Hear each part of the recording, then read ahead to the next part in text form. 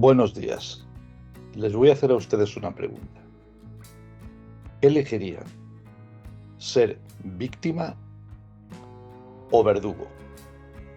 José Luis Gómez de Agüero, inspector de educación, les va a hablar sobre acoso escolar. Gracias por prestarme su atención. Bien, como ustedes saben, en el mundo educativo, el acoso escolar pues tiene muchas horas de esfuerzo y dedicación del profesorado, de los equipos directivos y de la administración. Es un problema quizá estadísticamente no demasiado importante, pero la relevancia que tienen los casos puntuales, algunos con consecuencias dramáticas, pues hace que todos los colectivos del entorno de la comunidad educativa se vuelquen sobre este tema. Yo no les voy a hablar de protocolos, ni les voy a hablar de medidas de la administración, ni de planes de prevención. Les propongo una estrategia a ver qué les parece a ustedes.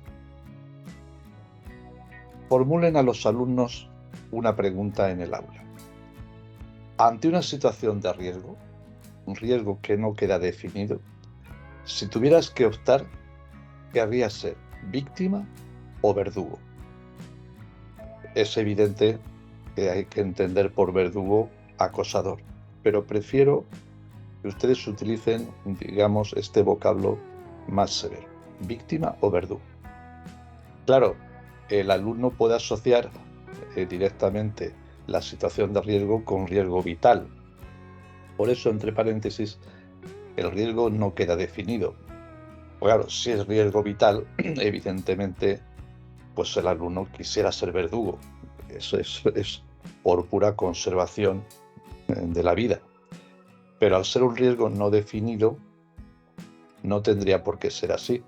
Imagínense ustedes, por ejemplo, que nos encontramos parapetados o que nos encontramos protegidos por las fuerzas y cuerpos de seguridad del Estado, y que en ese momento a quien se está persiguiendo es al verdugo y no a la víctima.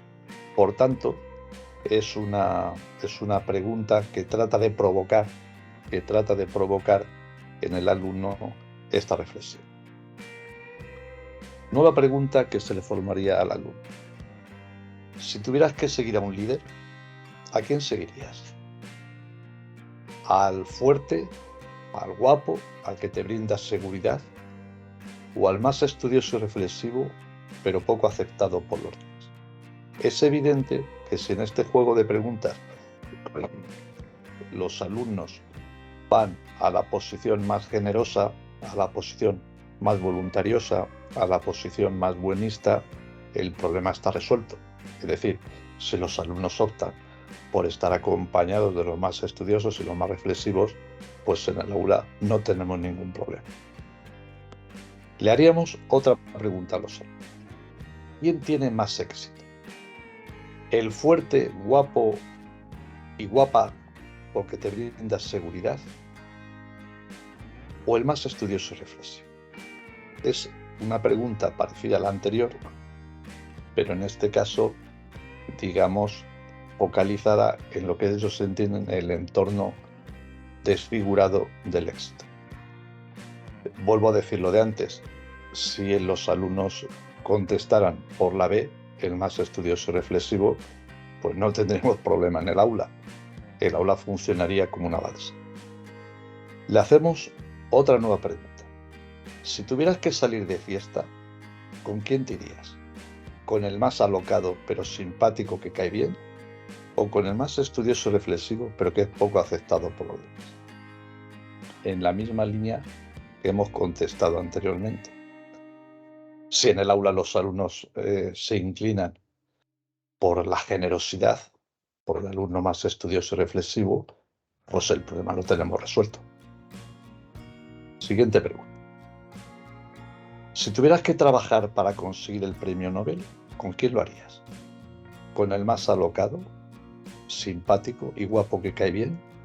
¿O el más estudioso y reflexivo con las mejores calificaciones? Estamos hablando del premio Nobel. Ustedes les pueden decir a los alumnos que es un premio Nobel dotado económicamente de manera cuantiosa. Los alumnos es evidente que aplicarían una lógica de contestación racional. Probablemente los alumnos dirían con el más estudioso y reflexivo. Ya están empezando a ver ustedes el contraste entre preguntas. Al principio había preguntas de carácter informal que tenían que ver de alguna manera con el sentido de la vida jocoso, con el sentido de la vida de cierta farándula, mientras que estas preguntas tienen que ver ya con el posicionamiento egoísta que nos puede beneficiar. Nueva pregunta. Si la vida de un ser querido depende de esta decisión, ¿qué elegirías?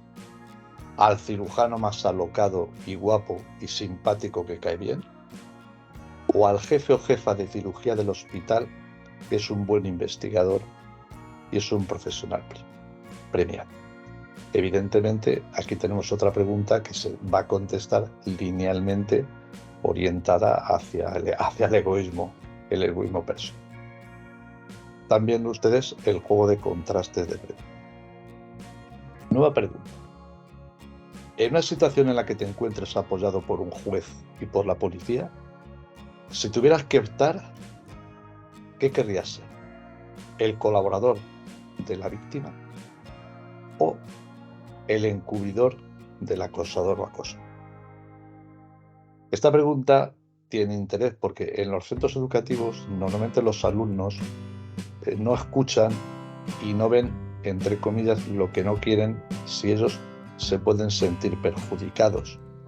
Pero si ellos se sienten escuchados, amparados y protegidos, en general, los alumnos colaboran. Bien, pues esta pregunta va en la línea de lo que hemos dicho anteriormente, la seriedad de la situación. Nueva pregunta. Si los alumnos y alumnas tuvieran acceso al expediente de acoso escolar y en este expediente constara que el acosador es trending topic, es decir, ha colgado sus vídeos en las redes, es una persona que tiene, como ustedes conocen, muchos likes, muchas aceptaciones, es una persona reconocida en el mundillo de las redes, pero al mismo tiempo en el expediente del alumno acosado figura que la víctima ha dejado de comer, no duerme, tiene pensamientos suicidas. ¿Sentirías compasión y solidaridad con la víctima o con el acosador? Evidentemente, volvemos a hablar de aquí de que el alumno pues se inclinaría hacia una contestación lógica y racional. ¿Qué conclusión sacamos de esta estrategia que yo les propongo a ustedes? Si en general las contestaciones de los alumnos son lógicas en las primeras preguntas, las jocosas, las preguntas informales, y son lógicas en las preguntas serias. El alumnado son personas lógicas, son seres lógicos, es decir, contestan con lógica. Si tú le preguntas, ¿quieres ser verdugo o víctima en una situación de riesgo? Y el alumno o alumna inmediatamente se replantea una situación vital, pues probablemente quieran ser verdugos.